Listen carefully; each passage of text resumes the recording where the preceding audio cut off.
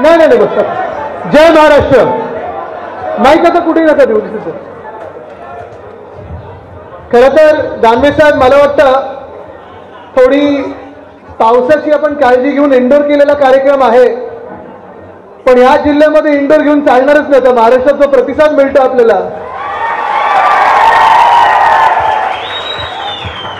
आशीर्वादाचा जो पाऊस पडतोय, जी ढगफुटी होते, सगळे बोर्ड आता खालती घ्या.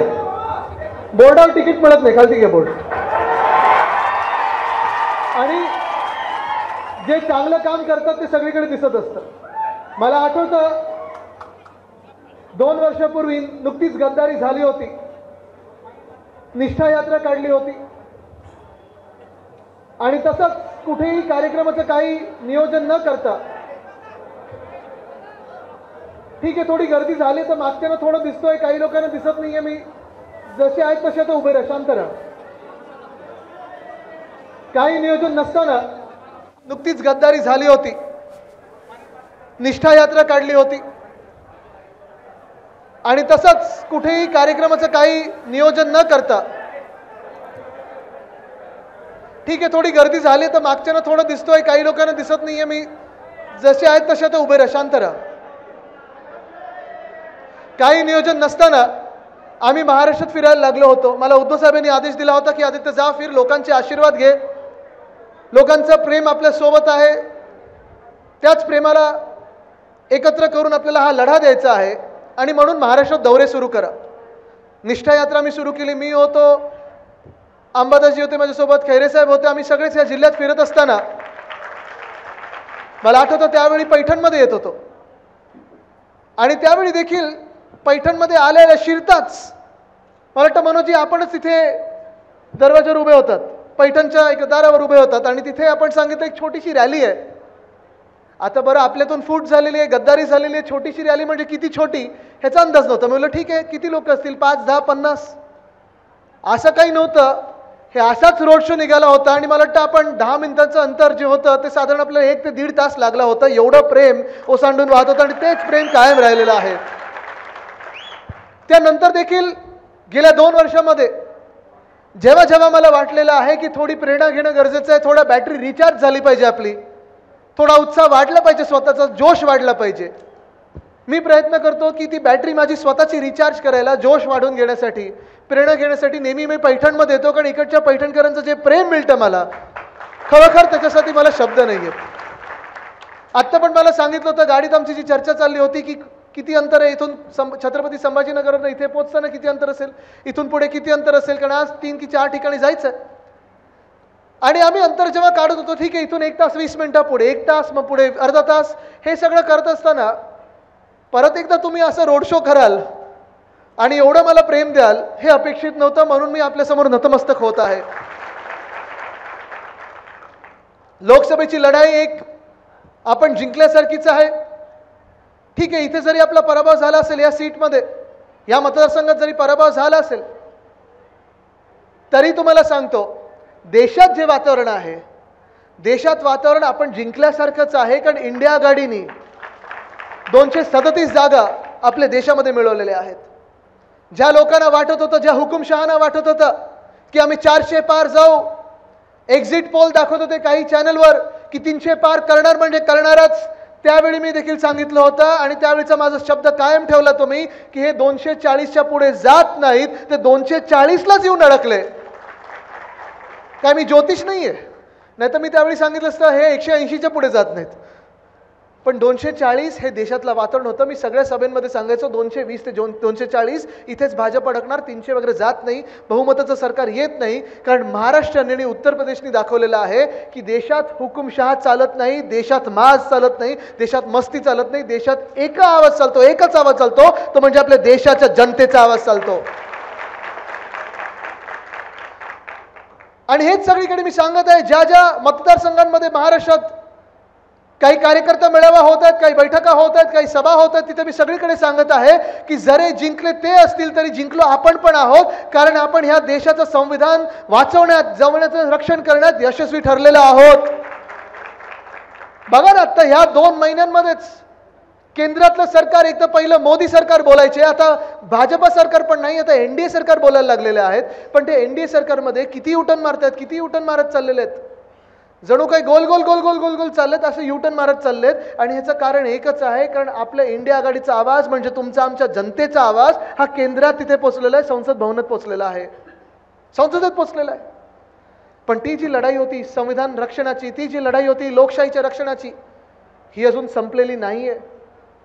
जरी आपण त्यांचं बहुमताचं सरकार रोखलेलं आहे, त्यांचे घोडे अडवलेले आहेत, तन मन धन सगळं काही त्यांच्याकडे असं वाटत होतं, पण नंतर कळायला लागलं त्यांच्याकडे होतं ते फक्त धन होतं, तन आणि मन ते आपल्याकडे होतं. आपला पण तेवढाच मोठा विजय झालेला आहे आणि येणारं सरकार केंद्रात पण इंडिया आघाडीचं आहे. हे लिहून घ्या तुम्ही, बदल घडणार म्हणजे घडणारच. पण त्यापेक्षा मोठी लढाई आता महाराष्ट्रात सुरू होणार आहे. युद्ध नाही, निवडणुका आहेत. राजकीय कार्यकर्त्यांना मी सांगत आहे की युद्धासारखं लढू नका, एकामेकांवर वार करू नका. आपल्याला दंगली घडवायच्या नाही आहेत, सामाजिक तेढ निर्माण करायची नाही आहे. पण निश्चितपणे ही निवडणूक आहे, ही आपल्या जीवनामध्ये, महाराष्ट्राच्या पूर्ण कार्यकर्त्यामध्ये, सगळ्यांमध्ये महाराष्ट्राची जी पुढचे काही 50 वर्ष असतील, पुढच्या 50 वर्षाची सगळ्यात महत्त्वाची निवडणूक ही आजची निवडणूक ठरणार आहे. निवडणुकीचे वारे वाहू लागलेले आहेत. आपल्या सगळ्यांना वाटतंय निवडणुका येतील येतील, पण केंद्रात भाजपचं सरकार बसलेलं आहे. अच्छे दिन येणार होते, 10 वर्ष झाले, आले नाहीत. आणि तसंच निवडणूक आयोग जेव्हा पत्रकार परिषद घेत होती निवडणुका जाहीर करण्यामध्ये, तेव्हा हरियाणाची निवडणूक झाली, ती लागलेली आहे. जम्मू काश्मीरची निवडणूक लागलेली आहे. पण मागच्या वेळी 2019 मध्ये हरियाणासोबत जो महाराष्ट्र होता आपली निवडणूक जाहीरच झाली नाहीये. याचं कारण एकच आहे, कोणी सांगू शकेल का मला? बरोबर आहे, आपल्याला घाबरलेले आहेत, महाराष्ट्राच्या जनतेला घाबरलेले आहेत. कारण महाराष्ट्राच्या जनतेने जो निकाल दिला होता लोकसभेमध्ये, त्यांनी हेच सांगितलं होतं की तुम्ही कोणी असाल, कुठचेही असाल, कितीही मोठी महाशक्ती तुमच्या मागे असेल, पण छत्रपती शिवरायांचा महाराष्ट्र आहे, दिल्ली समोर झुकणार नाही म्हणजे नाही. तुमच्याकडे किती मोठं धन असेल, महाशक्ती, इलेक्टोरल बॉन्ड, सगळे काही पैसे तुम्ही इकडे तिकडे फेकाल, पण डॉक्टर बाबासाहेब आंबेडकर महामानव यांचा महाराष्ट्र तुमच्या समोर झुकणार नाही आणि संविधानाचं रक्षण करणार म्हणजे करणारच. गद्दारी किती लोकांनी केली असेल, किती लोक तिथे विकत घेतले असतील, किती खोके धोके हे झालंय. बरोबर आहे ना, बोलतोय ना मी, खरं बोलतोय. प्रगती बघितली असेल तुम्ही त्यांची 50 खोके नंतर. कोणी 72 बसल्यावर घर घेतं, कोणी डिफेंडर गाडी घेतं, कोणी वाईनची दुकानं अजून करतात.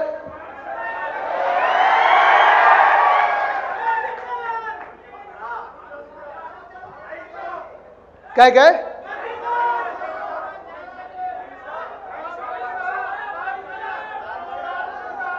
मी ऐकलेलं 12 होती हो, 2 दुकानं कमी कधी झाली?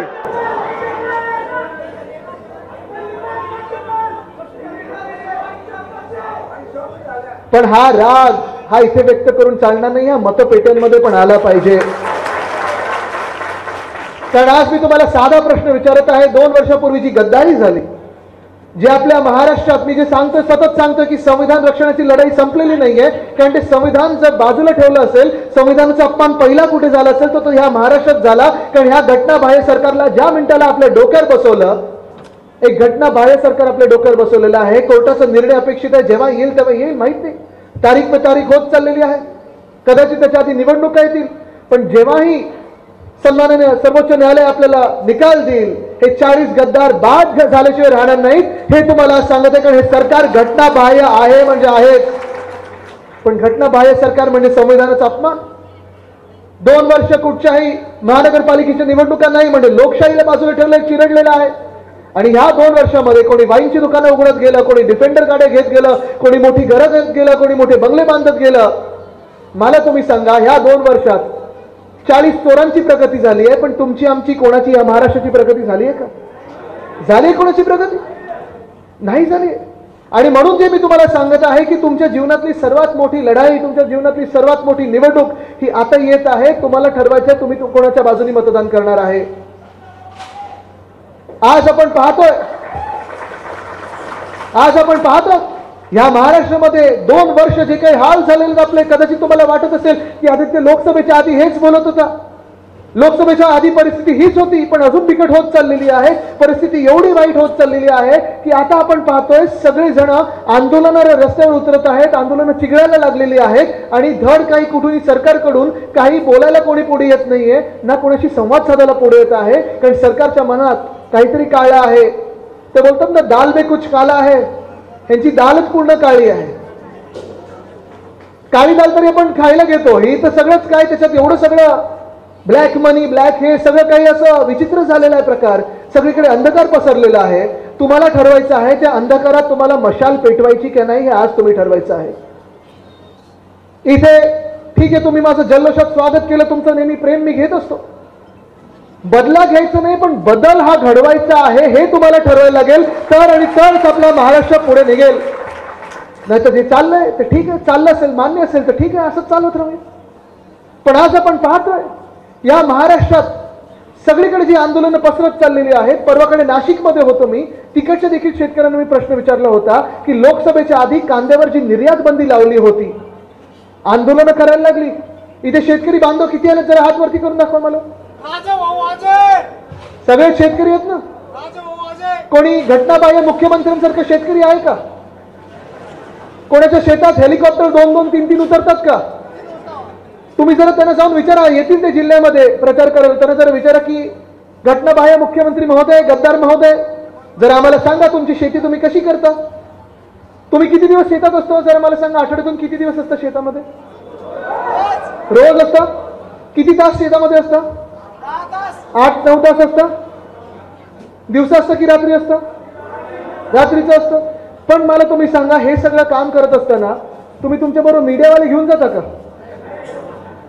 2-2 हेलिकॉप्टर घेऊन जाता का? आणि पीक किती भाव काय मिळतो तुमच्या मालाला? सगळे पडलेत.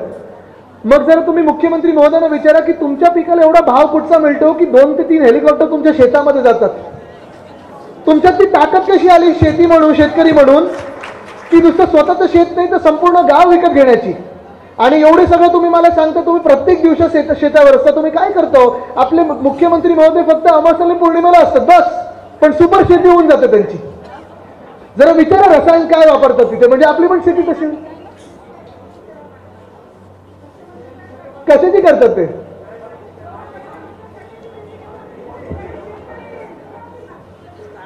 तेच जरा तुम्ही विचारलं पाहिजे.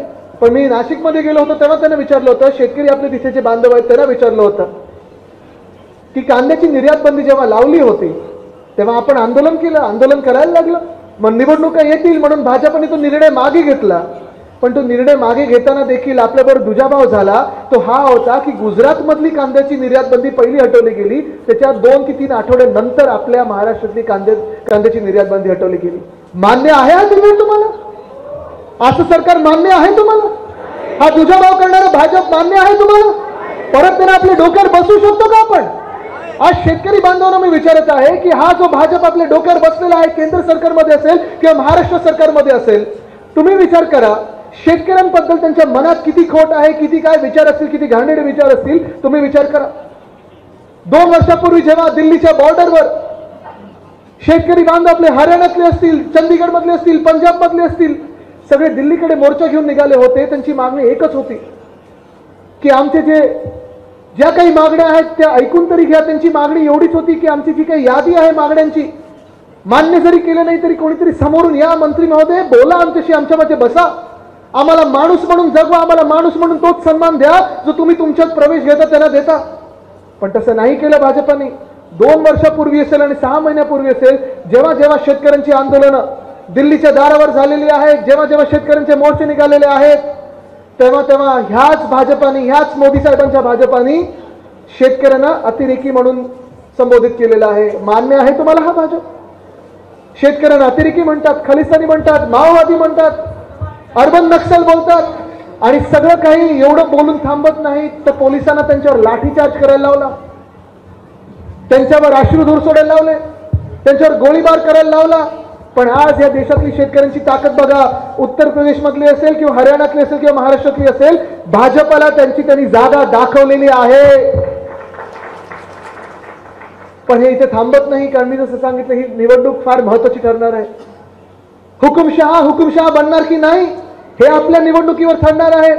तुमचा आवाज ऐकला जाणार की एकाच व्यक्तीची मन की बात ऐकली जाणार हे आपल्या निवडणुकीवर ठरणार आहे. मी आज शेतकरी बांधवांना विचारत आहे की गेल्या 2 वर्षामध्ये जेव्हा जेव्हा आपल्यावर आपत्ती आली असेल, गारपीट झाली असेल, अवकाळी पाऊस पडला असेल, सततचा पाऊस लागला असेल, तुम्ही मला सांगा तुमच्या शेतांमध्ये कोण दिसलं? मी आणि अंबादासजी दिसलो की मग तुम्हाला मुख्यमंत्री दिसले आणि कृषी मंत्री दिसले? कोण दिसलं तुम्हाला जरा सांगा? कोण दिसलं? दिसलो ना आम्ही तुमच्यामध्ये. तुमचे आवाज उठवताना दिसलो, तुमचे प्रश्न उठवताना दिसलो ना. पंचनामे करून घेतले, पंचनामे करून शासन दरबारी पाठवले, पण हे शासन एवढं निर्दयी आहे, हे शासन एवढं खोटं आहे की कधी त्यांनी जेवढी मदत पाहिजे तेवढी करून दिली नाही. 2 वर्षापूर्वीचं जे सरकार होतं, त्याच्या आधीचं सरकार होतं, महाविकास आघाडीचं सरकार होतं, एक व्यक्ती मुख्यमंत्री होते, उद्धव बाळासाहेब ठाकरे.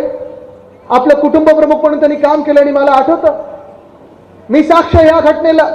जेव्हा आपलं सरकार नुकतं बसलं होतं, काँग्रेस आणि राष्ट्रवादी काँग्रेस सोबत आपलं महाविकास आघाडीचं सरकार बसलं होतं, नागपूरमध्ये सगळे अधिकारी आले आणि उद्धव साहेबांना विचारलं. त्यांनी, उद्धव साहेब तुम्ही मुख्यमंत्री आहात, नागपूरचं अधिवेशन सुरू होत आहे, तुम्ही सांगा कुठे आपण आर्थिक तरतूद केली पाहिजे, कुठे आपण काय तरतूद केली पाहिजे की आर्थिकदृष्ट्या कोणाला मदत केली पाहिजे या महाराष्ट्रात? तुम्हाला पहिलं धोरण जर आणायचं असेल, कोणाला मदत करायची असेल तर कोणाला करायची तुम्ही सांगा, तुमच्या मनात आहे तसं होईल, कारण तुम्ही मुख्यमंत्री आहात. आणि उद्धव साहेबांनी सांगितलं होतं की माझं पहिलं वचन माझ्या शेतकरी बांधवांना आहे. निवडणुकीच्या आधी उद्धव साहेबांनी सांगितलं होतं की मी या महाराष्ट्रात कर्जमुक्ती करून दाखवीन. कर्ज माफी नाही, माफ आपण गुन्हेगाराला करतो, कर्जमुक्ती करीन आणि 2 लाखापर्यंत जे कर्ज होते ते संपूर्ण महाराष्ट्रात आपण कर्जमुक्ती करून दाखवली. हे आपलं सरकार होतं. तुम्हाला निवडायचं कोण तुम्हाला तुमच्या सोबत पाहिजे? उद्धव साहेबांनी जेव्हा कर्जमुक्ती केली तेव्हा काही निवडणुका सामोरी नव्हत्या. निवडणुकीला लोकसभा असेल, विधानसभा असेल, 5-5 वर्ष होती तेव्हापासून. सहसा कुठचाही राजकीय पक्ष असेल, कुठचाही मुख्यमंत्री असेल, निवडणुका जवळ आले की हे सगळे खेळ सुरू होतात. कर्जमुक्ती करतात, फ्री हे फ्री ते, अमुक गोष्ट मोफत, इलेक्ट्रिसिटी मोफत, सगळं काही मोफत करण्याचा प्रयत्न करतात. पण उद्धव साहेबांनी निवडणूक डोळ्यासमोर नाही ठेवली. उद्धव साहेबांनी डोळ्यासमोर आपला शेतकरी बांधव ठेवला, दिलेले शब्द पाळला आणि ती कर्जमुक्ती करून दाखवली. आणि हेच मी तुम्हाला सांगत आहे, हेच मी तुम्हाला आज विचारायला आले सगळे जे शेतकरी बांधव तिथे. तुम्हाला आज मी विचारत आहे की आज ह्या सरकारमध्ये जसं उद्धव साहेब त्यावेळी आपल्याला कुटुंब प्रमुख वाटायचे, ह्या सरकारमध्ये कोणीतरी तुम्हाला आपलं वाटतं का? कृषी मंत्र्याला गेले 2 वर्षात तुम्ही पाहिलंय का? कृषी मंत्र्याला पाहिलंय का कोणी 2 वर्षात? आपल्या बांधावर कोणी आलेलं पाहिलंय का? या सरकारमधून तुमच्या घरी कोणी आलंय का? धीर द्यायला की घाबरू नका आम्ही तुमच्या सोबत आहोत म्हणून कोणी आलंय का? 2 वर्षात जेवढ्यांदा आम्ही तुमच्या बांधावर आलो, त्याच्या आधी देखील आपल्या सरकारत असताना देखील तुमच्या बांधावर आलो होतो, कर्जमुक्ती करताना आलो होतो. मग कधी अवकाळी पाऊस असेल, गारपीट असेल, काही असेल, जी काही मदत असेल ती घेऊन आलो होतो. असं या 2 वर्षामध्ये कोणी तुम्हाला ह्या सरकारमध्ये आपलं वाटलंय का? नाही वाटू शकत. कारण जे 40 गद्दार, जे 40 चोर, अलिबाबा आणि 40 चोर उद्धव साहेबांचे होऊ नाही शकले, ते आपले काय होणार हा विचार आपण जरा केला पाहिजे. आणि मतदानाच्या दिवशी हा विचार तुम्ही मनात ठेवला पाहिजे. पण आपला पक्ष चोरला, आपला धनुष्यबाण चोरला, आपली सत्ता घेऊन गेले, आपला पक्ष तोडण्याचा प्रयत्न केला. वंदनीय हिंदू सम्राट बाळासाहेब ठाकरेंच्या फोटोचा वापर करतात, सगळं काही करतात, पण ह्या महाराष्ट्राला काही देऊ शकले नाहीत. आज तुम्ही विचार करा, इथे जी तरुण मंडळी आहे, इथे 20शीतली मुलं असतील, 30शीतली मुलं असतील, मुलं मुली दोन्ही, तरुण तरुणी, आणि जे शाळेत देखील शिकत असतील, ते स्वतःच्या भवितव्याबद्दल जरा विचार करा. पुढची 25 वर्ष तुमची, पुढची 50 वर्ष तुमची कशी असतील, पुढचे 5 महिने तरी कसे असतील, हा जरा विचार करणं गरजेचं आहे. कारण ही जी महाशक्ती घेऊन भाजप प्रणित खोके सरकार आपल्या डोक्यावर बसलं. ईडी, आयटी, सीबीआय सगळी यंत्रणा वापरली, सगळं काही केलं, स्वतःची प्रगती झाली. पण माझ्या महाराष्ट्रातल्या तरुणाला एक तरी नवा रोजगार उपलब्ध करून दिलाय का? आज मी तुम्हाला विचारतोय. ऐकलं तुम्ही गावात कधी आलेलं? इकडचे जे होते ते पालकमंत्री होते ना, आता नवीन कोण काय काय बोलणार आहे त्याच्यावर मी. पण आज मी तरुणांना विचारतोय, मी गेल्या 2 वर्षामध्ये एक तरी नवा उद्योग आपल्या राज्यात आलेला ऐकलाय का तुम्ही? आलाय कोणी? ऐकलंय? मागून कोणी ऐकलंय का की नवा उद्योग आपल्या महाराष्ट्रात आलाय ते? मग तुम्ही नोकऱ्या घेणार कुठे? इथे किती लोक नोकरीवर? जरा हात वरती करा. आणि ज्यांच्याकडे नोकरी नाहीये त्यांनी हात वरती करून दाखवा.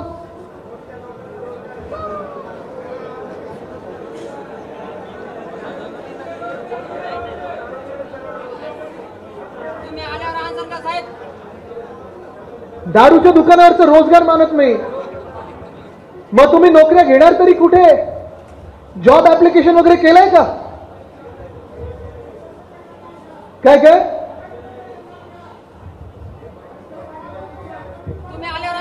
मग भवितव्याबद्दल काय? दारूच्या दुकानात काम नाही करायचं, ती आपली संस्कृती नाहीये. ती असेल गद्दारांची संस्कृती, आपली नाहीये. आपण हा विचार केला पाहिजे की या 2 वर्षामध्ये आपल्याकडे सगळे जे उद्योगधंदे येणार होते, आणि मी हे परत परत बोलतो कारण मला तरी ती जखम खूप खोल झालेली आहे की आपल्या हक्काचे रोजगार, आपले हक्काचे उद्योगधंदे इथे जे महाराष्ट्रात येणार होते, महाराष्ट्राचं जे हक्काचं होतं ते ह्यांनी सगळं पळून लावलं आणि पळून नेलं आहे ते गुजरातला. माझं गुजरातची काही भांडण नाही, माझे अनेक गुजराती मित्र आहेत, काही गुजरातची भांडण नाही माझं. बिडकींचं पण गेलं, बरोबर, तेच मी सांगणार. गुजरातची काही भांडण नाही. आणि मी हेच सांगतो, नेहमी सांगतो, मागच्या सभेत पण सांगितलं होतं, आजच्या सभेत पण सांगतो, जे गुजरातला मिळालं पाहिजे मिळू द्या, जे आसामला मिळालं पाहिजे मिळू द्या. युक्रेनला प्रधानमंत्री महोदय युद्ध थांबवायला गेलो होते, युद्ध काही थांबलं नाही. मणिपूरचं तर थांबवू शकले नाही, पापाने वॉर रुको आधी, पण मणिपूरचं जे अधिक त्यांच्या हक्काचं ते त्यांना मिळू द्या, केरळचं जे हक्काचं असेल त्यांना मिळू द्या, पण महाराष्ट्राच्या हक्काचं तुम्ही इथून खेचून घेऊ शकत नाही. आणि जे तुम्ही खेचायचा प्रयत्न करणार तिथे मी लढणार, आणि लढणार म्हणजे लढणारच. का तुम्ही आमच्या हक्काचं खेचून नेताय? तिथे जो वेदांत फॉक्सकॉन नावाचा प्रकल्प होता, 2.25 लाख कोटीची गुंतवणूक या महाराष्ट्रात येणार होती, तळेगाव इथे येणार होती, पुणे जवळ येणार होती, आणि माझ्या महाराष्ट्रातल्या 1 लाख तरुणींना तिथे रोजगार मिळणार होता, तिथे नोकऱ्या मिळणार होत्या.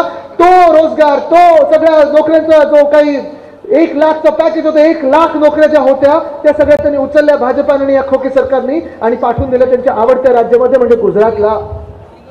या बिडकीनमध्ये आपण मेडिकल डिव्हाइस पार्क आणणार होतो, ऑरिक सिटीमध्ये नवीन उद्योग आणणार होतो, पण ना बिडकीनच्या MIDC मध्ये ना आजूबाजूच्या कुठच्या MIDC मध्ये काही येऊ दिलं नाही. मेडिकल डिव्हाइस पार्क घेतला आणि उचलला, पाठवला गुजरातला. रोहामध्ये बल्क ड्रग पार्क आणणार होतो, उचलला आणि पाठवला गुजरातला. नागपूर ते बुट्टीपुरी इथे मिहान आहे, तिथे आपण ते एअरबस टाटा आणणार होतो, उचलला आणि पाठवला गुजरातला. मग आमच्या पोरांनी करायचं काय? आम्ही फक्त तुमच्या आंदोलनामध्ये सहभागी व्हायचं?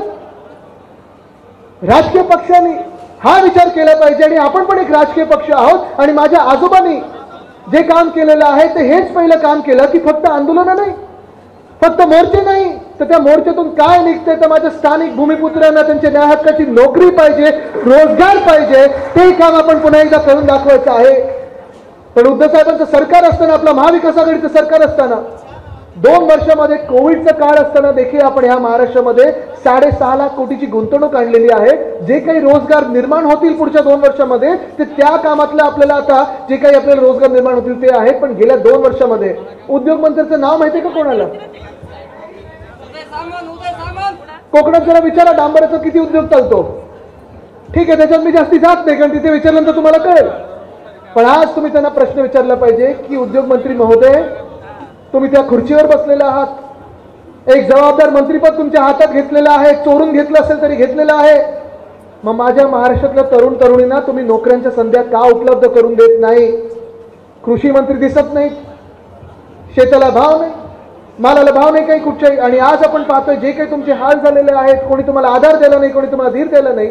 तुमची मुलं मुली जर उद्योगधंद्यात येऊ पाहतात तर त्यांना देखील कोणी आधार दिला नाही, कोणी नोकऱ्या द्यायला तयार नाही. पब्लिक सर्व्हिसचं देखील इथे किती मुलं स्पर्धा परीक्षांमध्ये बसलेली आहेत किंवा बसणार आहेत, कोणी हात वरती करून जर दाखवू शकतं का? तुम्ही बसले होतात, कशासाठी बसलं होतं? बसूनच बोला, बसूनच बोला.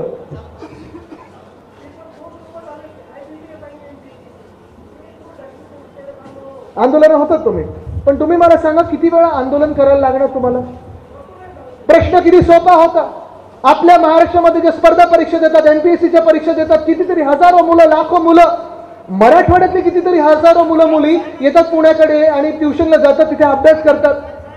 एक तर सेंटरचा घोळ होतोच होतो परीक्षेच्या दिवशी, पण त्याच्या आधी देखील सोपा प्रश्न होता, एकदम क्षुल्लक प्रश्न होता की IBPS जी केंद्राची परीक्षा आहे आणि MPSCचा पेपर हे दोन्ही एका दिवशी आले.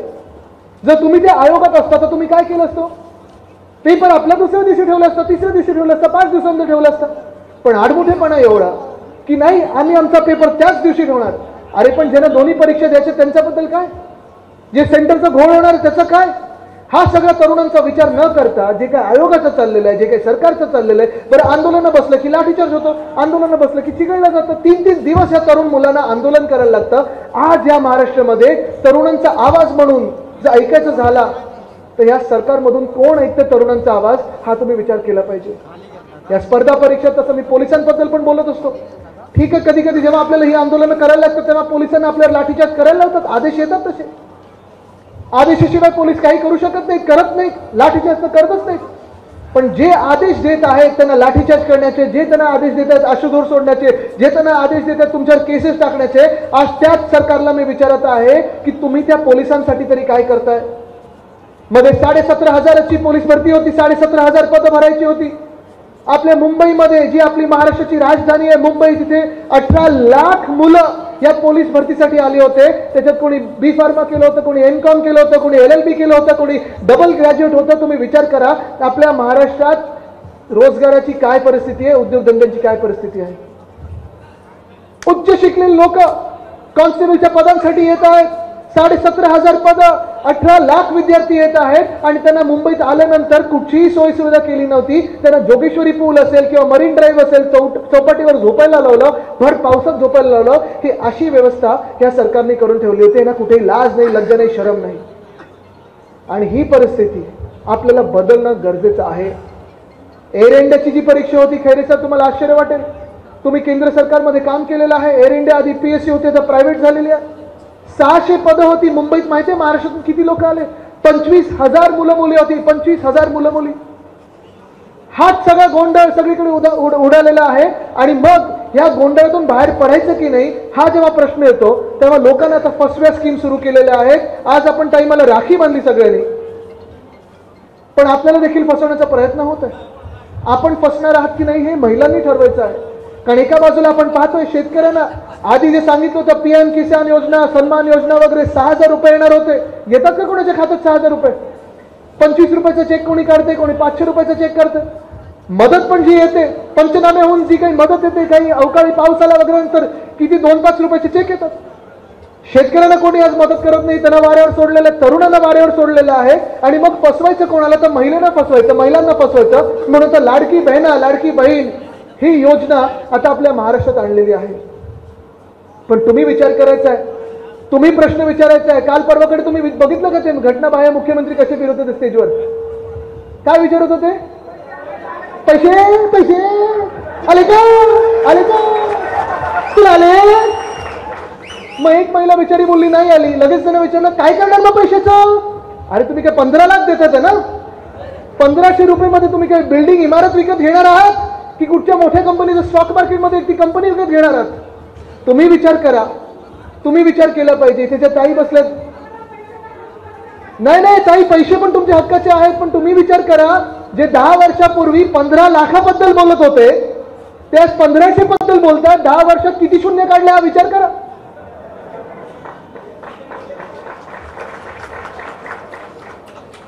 घटनाबाह्य मुख्यमंत्र्यांना विचारता चेहऱ्यावर शून्य असतो की हे विचारा प्रश्न पुढच्या वेळी तुमच्या जिल्ह्यात येतील ना तर एका ताईने त्यांना विचारा की साहेब तुमचे जे बॉस आहेत, जे दिल्लीत बसलेले जे मालक आहेत, खरे मालक अदानी आहेत ते वेगळं, पण तुमचे जे मालक आहेत भाजपाचे दिल्लीतून तुमच्यावर सगळं काही अंकुश ठेवतात. साहेब कधीतरी त्यांना विचारा की 10 वर्षापूर्वी प्रत्येकाच्या खात्यात नुसतं ताईंच्या खात्यात नाही, प्रत्येकाच्या खात्यात 15 लाख येणार होते. निवडणुकीपर्यंत आपण ऐकलं होतं, नंतर सांगितलं जुमला होता. त्या 15 लाखाचं 1500 कधी झालं हे जरा आम्हाला सांगा. मग दुसरं काय सांगतात घटनाबाह्य मुख्यमंत्री आपल्याला की आत्ता 1500 ठेवा, सरकार आल्यानंतर परत एकदा आम्ही तुम्हाला वाढीव देऊ. विश्वास ठेवू शकता का कोणी त्यांच्यावर? विश्वास ठेवू शकता का? इकडचे ते आता 72 माळ्यावर पोहोचले तर अजून किती वरती जातील माहित नाही. जॅकेट बनवून ठेवलं होतं 2 वर्ष, मंत्रीपद मिळेल मिळेल मिळेल, त्यांचा पण विश्वासघात या घटनाबाह्य मुख्यमंत्र्यांनी केला. म्हणजे एक विश्वासघात की दुसऱ्या विश्वासघातकीचा विश्वासघात करत असतो. हे सर्कल आहे. गद्दार गद्दार आपल्यातच गद्दार. पण हे तुम्ही विचार करा. मी आज त्यांना सांगत आहे, या घटनाबाह्य मुख्यमंत्र्यांना आज इथून सांगत आहे मी, तुमचं सरकार येत नाही म्हणजे नाहीच हे मी तुम्हाला शब्द देतोय. पण आल्यानंतर माझ्या लाडक्या बहिणींना आमचं सरकार वाढीव निधी देणार म्हणजे देणार, हे तुम्ही आज लिहून घ्या. पण नुसतं लाडकी बहीण नको, आम्हाला सुरक्षित बहीण हवी आहे. आज महाराष्ट्रातलं जे चित्र झालेलं आहे, आपल्या देशातलं जे चित्र झालेलं आहे, एवढं भयानक चित्र झालेलं आहे. प्रत्येक दिवशी नवीन एक घटना आपल्या डोळ्यासमोर येते. प्रत्येक दिवशी बातम्यांमधून काहीतरी ऐकायला येतं. पत्रकार रिपोर्टिंग करतात, पोलीस केसेस घेतात, न्याय व्यवस्था आहे ती केस ऐकायला सुरू होतात. पण सरकार अजून जागा काही होत नाहीये. उलट जे कोणी त्यांना जाग करण्याचा प्रयत्न करत आहे, त्यांना जाग आणण्याची प्रयत्न करत आहे, त्यांच्यावर लाठीचार्ज केला जातो, त्यांच्यावर केसेस टाकले जातात, खटले टाकले जातात. बदलापूरची जी घटना आहे, एवढी विचित्र घटना झालेली, एवढी दुर्दैवी घटना झालेली आहे. एका 3 आणि 4 वर्षाच्या मुलीवर, 2 ह्या मुली होत्या, 3-4 वर्षाच्या ह्या 2-4 मुली होत्या. त्यांच्यावर तिथे कोण तो एक माणूस होता, त्याच शाळेत काम करणारा व्यक्ती होता. मला वाटतं कॉन्ट्रॅक्टवर त्याला घेतला होता. त्यांनी त्यांच्या बाथरूममध्ये जाऊन त्यांच्यावर अत्याचार केला. आणि घरी मग तिने आईला जेव्हा सांगितलं, त्या 3 वर्षाच्या मुलीने सांगितलं की आई पोटात दुखत आहे. आईने डॉक्टरकडे नेलं आणि तेव्हा कळलं की काय नक्की तिच्यासोबत झालं होतं. ती आई प्रेग्नेंट आहे, गरोदर आहे, गर्भवती. 6 की 7 दिवस पोलीस स्टेशनला येत जात होती. तिथे विनंती करत होती की नोंद घ्या या गोष्टीची, FIR घ्या, FIR घ्या. पण पोलिसांवर देखील दबाव होता, कारण ती शाळा जी होती ती एका भाजपवाल्याची शाळा होती. भाजपवाल्याची शाळा होती. आपटे नावाचे गृहस्थ, आणि ते आपटे आता कुठे आहेत हे कोणाला माहिती नाही. पण ती शाळा, त्याच्यावर काही कारवाई होऊ नये, त्या शाळेची बदनामी होऊ नये म्हणून FIRच घेतली नव्हती. मग स्थानिक पातळीवर आंदोलन सुरू झालं, रस्ता रोको सुरू झालं, रेल रोको सुरू झालं. आणि मग 10 तास त्या महिलेला पोलीस स्टेशनला बसवल्यानंतर 11व्या तासी त्यांनी ती FIR घेतलेली आहे, पण पुढे कारवाई होत नव्हती. मग परत एकदा आंदोलन करायला लागलं. आणि विचार करा तुम्ही, आंदोलन करणाऱ्यांवर खटले 2-4 मिनिटात घेतले होते, पण ज्यांनी हे अत्याचार केले त्या लहान मुलीवर, त्याच्यावर खटला घ्यायला त्यांना 10 की 12 दिवस लागले. ही परिस्थिती आज आपल्या महाराष्ट्राची आहे. ही कोणी करून ठेवलेली आहे? ही त्याच भाजपाने करून ठेवलेली आहे, ज्या भाजपाने बिल्किस बानो ही एक महिला होती गुजरात मधली, तिच्या देखील 2 की 3 वर्षाच्या मुलीला जरी चिरडला, डोक्यावर आपटून मारून टाकलं, तिच्यावर बलात्कार केला. त्या बलात्काराने जेव्हा सर्वोच्च न्यायालयाने शिक्षा सुनावली, जेलमध्ये टाकलं, त्याच भाजपाने त्या बलात्कारांना त्या जेलमधून बाहेर काढलं, त्यांचं औक्षण केलं, त्यांना हार घातले आणि त्यांना अशाच एका मोठ्या निवडणुकीच्या रॅलीत फिरवलं. ह्या भाजपाने आपली परिस्थिती महाराष्ट्राची अशी करून ठेवलेली आहे.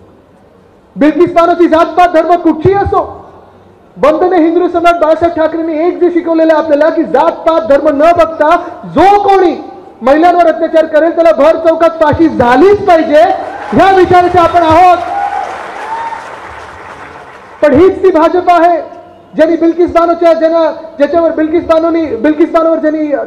बानोवर ज्यांनी अत्याचार केले होते, त्याच अत्याचारांच्या, त्याच बलात्कारांना ज्यांनी हार घातले, हीच ती भाजप आहे ज्यांना प्रधानमंत्री महोदयांनी स्वतः कर्नाटकमध्ये जाऊन त्या रेवण्णा नावाच्या एका राक्षसाला, ज्यांनी 2 की 3 हजार महिलांवर अत्याचार केले, बलात्कार केले, त्याचे व्हिडिओ बनवलेले आहेत, त्याच भाजपने तिचा प्रचार केला, त्याला निवडून आणलं. हीच ती भाजपा आहे. विचार करा, ही भाजपा तुम्हाला या महाराष्ट्रात मान्य आहे का? आणि ही भाजपा तुमचा लाडका भाऊ बनू शकतं का? बरं, ही बदलापूरची घटना जेव्हा घडली, जेव्हा आंदोलन सुरू झालं, आपल्या सुषमाताई अंधारीताई तिथे गेल्या होत्या, त्या देखील तिथे रस्ता रोको करायला लागल्या. त्यांनी आंदोलन केलं. आणि का करावं लागलं आंदोलन? कारण एका महिला पत्रकारांनी जेव्हा रिपोर्टिंग सुरू केलं, त्यांनी एक सहज प्रश्न विचारला, जसे ह्या पत्रकार मला विचारतात, हे पत्रकार विचारतात की तुम्ही कसं पाहता या घटनेला, तुम्ही आता पुढे काय करणार, ह्याच्या पुढची कारवाई काय, असंच पत्रकारिता ती करत होती महिला. आणि वामन म्हात्रे नावाचे एक मिंदे गँगचे एक तिकडचे टोळीमधले कोणीतरी आहेत, त्याच वामन म्हात्रेंनी सांगितलं की तू का असे प्रश्न विचारते जसं की तुझ्यावरच रेप झालेला आहे.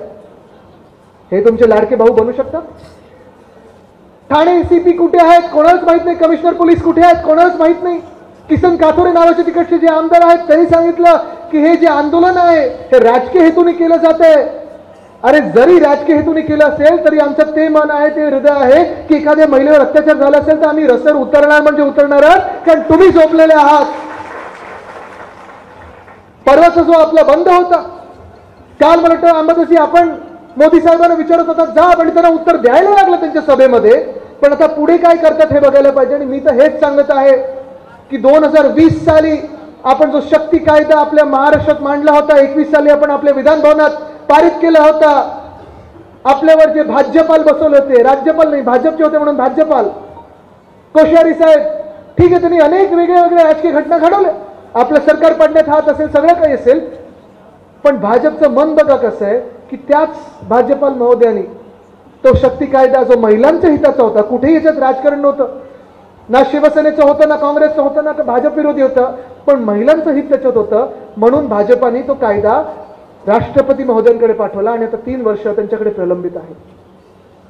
आज मी आपल्या सर्व इथे शिवसैनिकांना सांगतोय, युवती सेनेला सांगतोय, युवा सैनिकांना सांगतोय, महिला आघाडीला सांगतोय की जे उद्धव साहेबांनी सांगितलेलं आहे की आजपासून ही सुरुवात करा, एक मोहीम घ्या, स्वाक्षरी मोहीम घ्या, प्रत्येक महिलेची त्याच्यावर सही असायला पाहिजे, कुठच्याही पक्षाची असो, कुठच्याही जातीची असो, कुठच्याही धर्माची असो, कारण सुरक्षा आपल्या राज्यात असायलाच पाहिजे. महिलांची सुरक्षा ही सर्वप्रथम असायला पाहिजे. सुरक्षित ती ही मोहीम सुरू करा आणि प्रत्येक गाव पातळीवर आपल्याला ह्या सह्यांची मोहीम घेऊन आपल्याला सर्वोच्च न्यायालयात पाठवायचंच आहे, पण राष्ट्रपती महोदयांकडे पाठवायचं आहे की आमचा शक्ती कायदा जो प्रलंबित आहे त्याच्यावर सही करा आणि तो शक्ती कायदा अंमलात आणा, कारण आम्हाला महिला सुरक्षा ही महाराष्ट्रात आणायची म्हणजे आणायची आहे.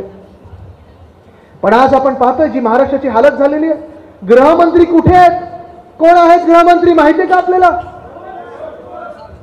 नाही ऐकवलं? कोण आहेत? नाही, मागून नाही ऐकवलं. कोण आहेत? कुठे दिसलेत का? ही बलात्काराची जी घटना, ही बदलापूरमध्ये जी काही अत्याचाराची घटना होती, गृहमंत्री महोदय स्वतः होते दिल्लीत राजकीय चर्चा करायला, स्वतःचं राजकारण जपायला, आणि आपले जे घटनाबाह्य मुख्यमंत्री आहेत ते स्वतःच्या शेतावर होते, कारण पौर्णिमेचा दिवस होता. आणि हे सगळे वातावरण जे आहे हे आपल्याला ह्याच्यातून बदला घ्यायचा नाही. आपण बदलाच्या भावनेतून लढत नाही होत, पण आपल्याला बदलाव करायचा आहे. ही ताकद जी आहे ही ताकद ही तुमच्यामध्ये बदलाव घडवण्याची. बदल जर घडवायचा असेल तर हा मी काही एकटा घडू शकत नाही. मी एकटा लढतोय, माझ्या महाराष्ट्राच्या न्याय हक्कासाठी लढत आहे. ठीक आहे, आपल्या आवाजाने देशात बदल घडत आहे, पण बदल जर खरा तुम्हाला आपल्या महाराष्ट्रात आणायचा असेल तर तुम्हाला सरकार बदलायला लागेल आणि ती सरकार बदलायची ताकद ही तुमच्यामध्ये आहे. पुढचे 2 महिने फार महत्त्वाचे ठरणार आहेत. पुढचे 2 महिने भाजपा येईल, व्हॉट्सअपच्या युनिव्हर्सिटीच्या माध्यमातून येईल, कधी कोणती तुमच्या मध्ये आणेल, कधी इथे भाषण द्यायला कोणीतरी आणेल, कुठेतरी दंगल सुरू करेल, आपल्यामध्ये वाद निर्माण करण्याचा प्रयत्न करतील. आता पण मला मराठा समाजातले काही बांधव भेटले रस्त्यात. कदाचित थोडं आंदोलनाचं स्वरूप होतं. मी लगेच पोलिसांना सांगितलं की त्यांना बाजूला घेऊ नका, मला भेटायचं, ते पण आपलेच आहेत, माझेच बांधव आहेत, त्यांना भेटलो मी आणि त्यांना सांगितलं की ह्या भाजपाने 3दा आपल्याला फसवलेलं आहे. एकमताने आपण आरक्षणाचा जो विषय होता तो मंजूर केला होता, पण ते टिकणारं नव्हतं. हे भाजपने आपल्याला फसवून दाखवलेलं आहे. खरा जो विषय आहे तो लोकसभेत मांडणं गरजेचं आहे आणि उद्धव साहेबांनी छत्रपती संभाजीनगरमध्येच भूमिका स्पष्ट केलेली आहे की कोणाचंही काही न घेता आरक्षण जे आपल्याला पाहिजे, कोणाचाही दुसऱ्याचा हात न लावता जे आपल्याला आरक्षण पाहिजे आणि आपल्या हिताचं पाहिजे, टिकणारं पाहिजे, समाजात वाद न निर्माण करता जे पाहिजे, कारण आपल्याला आरक्षण पाहिजे, आपल्या हक्काचं आहे, हे आपण मान्य करतो. पण ते लोकसभेत जर मोदी साहेबांनी आणलं तर कुठचाही पक्षाचा मतभेद बाजूला ठेवून आम्ही एकमताने ते मंजूर करायला तयार आहोत, कारण हा विषय आमचा मराठा बांधवाचा, महाराष्ट्राचा. पण आज भाजपा ते करणार नाही. भाजपाला आपल्याला लढवत ठेवायचं आहे. भाजपाला मराठे तर इतर हे लढवत ठेवायचे आहेत. भाजपाला आपल्या समाजांमध्ये, जातींमध्ये भांडण निर्माण करायचं आहे. भाजपला हिंदू, मुस्लिम आणि इतर सगळे धर्मांमध्ये भांडण निर्माण करायचं आहे. मी तुम्हाला आज विचारतोय की पुढच्या 2 महिन्यात आपण ह्या सगळ्या भांडणांना आणि ह्या सगळ्या वादांना बळी पडणार आहोत का? मी तुम्हाला आज विचारतोय की ज्या भाजपाला आपल्याला महिलांना फसवून ते 1,500 रुपये देऊन बाजूला करतायत, तरुणांना काहीतरी आमिष देतील, शेतकऱ्यांना काहीतरी वेगळी योजना आणतील, हे सगळं करून आपल्याला फसवतील आणि स्वतः डोक्यावर आपल्या बसतील, ही पोळी तुम्ही त्यांना भाजू देणार आहात का? आपल्यामध्ये भांडण निर्माण करतील, दंगली निर्माण करतील, तुम्ही त्या वादाला बळी पडणार आहात का? तुम्हाला धमकवण्याचा प्रयत्न केला जाईल, ईडी, आयटी, सीबीआय तुमच्यावर लावली जाईल, तुम्ही घाबरणार आहात का? कारण आपल्याला जर बदल घडवायचा असेल तर बदल हा आपल्याला वेगळं राहून चालणार नाही. बघा, ही 5 बोटं आहेत, ही 5 बोटं 5 वेगळे धर्मही असू शकतात. ही 5 बोटं हे 5 वेगळे समाज देखील असू शकतात, 5 वेगळे जाती असू शकतात, किंवा आपण शेतकरी, महिला, गरीब, युवा हे सगळे वेगळे असू शकतात. पण ह्या 5 बोटं ही जर वेगळी राहिली तर काय येऊ शकत नाही. जर ताकद बघायची असेल 5 बोटांची तर ती 5 बोटं एकत्र यायला लागतात. ही ताकद असते. आणि ती जर ताकद तुमच्यामधली जर बघायची असेल तर ती जरा 5 बोटं वरती करा आणि एकत्र करून दाखवा, मला वज्रमूठ करून दाखवा. ही आहे महाराष्ट्राची वज्रमूठ, ज्याला कोणीही थांबू शकत नाही. ही आहे महाराजांची, ही छत्रपती शिवरायांची वज्रमूठ आहे. ही आपल्या संविधानाची वज्रमूठ आहे. ही आपल्या सामान्य नागरिकाची वज्रमूठ आहे. ही महाराष्ट्राची वज्रमूठ आहे. तुम्ही लढायला तयार आहात का? तुमच्या न्याय हक्कांसाठी लढायला तयार आहात का? महिला सुरक्षेसाठी लढायला तयार आहात का? शेतकरी संविधान, शेतकऱ्यांचं जे सन्मान आहे त्याच्यासाठी लढायला तयार आहात का? तरुणांच्या नोकऱ्यांसाठी ते लढायला तयार आहात का? महाराष्ट्राच्या स्वाभिमानासाठी लढायला तयार आहात का? लढायला तयार असाल तर दोन्ही हात वरती करून ती ताकद मला द्या आणि आशीर्वाद द्या. ही ताकद आहे एकजुटीची. ही जर ताकद आपण एकत्र ठेवली तर कोणी आपल्याला मागे खेचू शकत नाही. धन्यवाद. जय हिंद, जय महाराष्ट्र, वंदे मातरम. एबीपी माझा, उघडा डोळे बघा नीट.